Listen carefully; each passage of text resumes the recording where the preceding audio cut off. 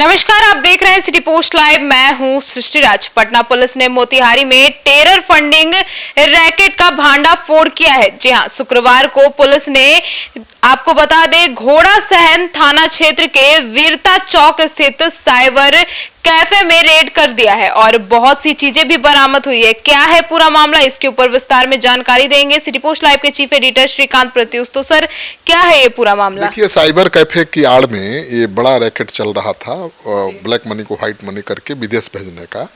तो पुलिस ने रेड किया और 98 Aadhaar card, passbook, chequebook, 9 digital scanner बरामद किए गए हैं।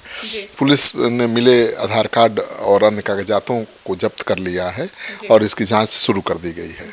101 करोड़ 34 लाख रुपए का टेरर फंडिंग की शिकायत है और 18 अगस्त को यूपी पुलिस घोड़ासहन पहुंची थी, जहां छापेमारी कर भूषण चौधरी और उसके बेटे गोलू कुमार को गिरफ्तार कर लिया था। तो अब आ रहा है सूचना जो आ रही है वो हिला देने वाली है। अब भाई, इतने छोटे शहर से अगर 101 करोड़ का टेरर फंडिंग का खुलासा हुआ है तो ये तो चिंता बढ़ाने वाली है सरकार की भी। तो सर, इस खुलासे में क्या क्या हुए हैं? देखिए, पटना पुलिस की विशेष टीम और स्थानीय पुलिस ने ज्वाइंट ऑपरेशन में पिता और पुत्र को कैफे से गिरफ्तार किया है रेड करने के बाद, और ये इस बड़े रैकेट का पर्दाफाश किया है। जांच में पुलिस को जानकारी मिली थी कि पिता पुत्र दोनों काले रुपए को सफ़ेद करके विदेश भेजने का काम कर रहे थे। इनके साइबर कैफे पर छापेमारी में कई महत्वपूर्ण दस्तावेज, जैसा कि मैंने पहले भी बताया, बरामद हुए हैं। विदेशी मुद्राएं भी बरामद हुई हैं। 5 रोलेक्स घड़ियाँ, कई जाली दस्तावेज बरामद हुए हैं।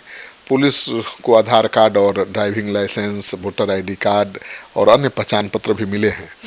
तो 9 स्कैनर और लेन देन से जुड़ी खाता बहियां भी बरामद हुई हैं। तो उसकी जांच पड़ताल चल रही है। सर, तो 2 साल पहले विदेशी फंडिंग भी की गई थी और जांच में और भी क्या क्या खुलासे हुए हैं? देखिए, शुरू जांच में पता चला है कि गोलू कुमार 2 साल पहले तक कुछ लोगों के संपर्क में आया और उन्होंने उसे क्रिप्टो करेंसी और बाइनेंस आईडी से पैसे भेजने का तरीका सिखाया। इसके बाद उसने साइबर ठगी और हवाला नेटवर्क के जरिए विदेशी फंडिंग शुरू कर दी। धंधे को बढ़ाने के लिए गोलू ने अपने पिता भूषण चौधरी और कुछ लोगों को भी बाइनेंस आईडी बनवाई और उनके माध्यम से विदेशी लेन देन को आगे बढ़ाया। आरोपियों ने 5 भारतीय और 1 नेपाली बाइनेंस आईडी से करीब 101 करोड़ रुपए विदेश भेजे। आप सोचिए कि मोतिहारी जैसे शहर से 101 करोड़ रुपए विदेश भेजे गए।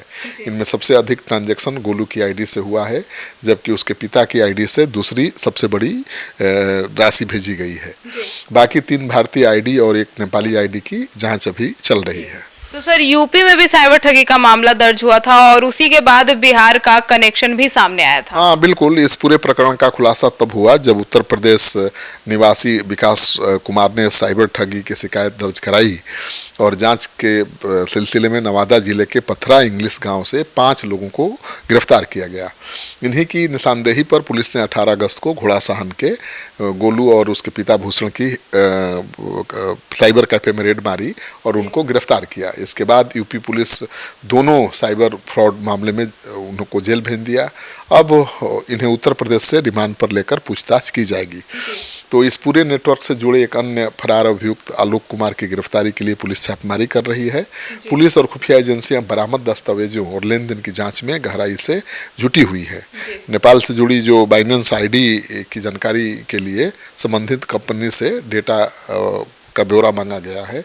तो आपको पता ही है कि अभी खबर आई थी कि 3 आतंकी नेपाल के रास्ते बिहार में घुस गए हैं।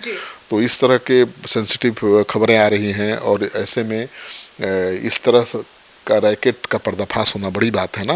अब बिहार के एक छोटे से शहर से अगर 101 करोड़ रुपया का ट्रांजैक्शन हो सकता है विदेश में, तो आप सोचिए कि पूरे बिहार में अगर ये नेटवर्क कितना फैला है कोई नहीं जानता। कितने पैसे का कारोबार इसके जरिए हो रहा है ये भी कोई नहीं जानता है। तो जांच जैसे जैसे आगे बढ़ेगी बड़े बड़े खुलासे होंगे। तो सुना आपने, इस पूरे मामले पर क्या कुछ जानकारी देते नजर आए सिटी पोस्ट लाइव के चीफ एडिटर श्रीकांत प्रत्युष। तो अब इस पूरे मामले में जांच जारी है और इससे जुड़ी जो भी खबरें आती है हम सबसे पहले आपके पास पहुंचाएंगे। तो फिलहाल इस खबर में इतना ही। आगे की खबरों के लिए देखते रहिए सिटी पोस्ट लाइव और जुड़े रहिए हमारे साथ। अब तक के लिए धन्यवाद।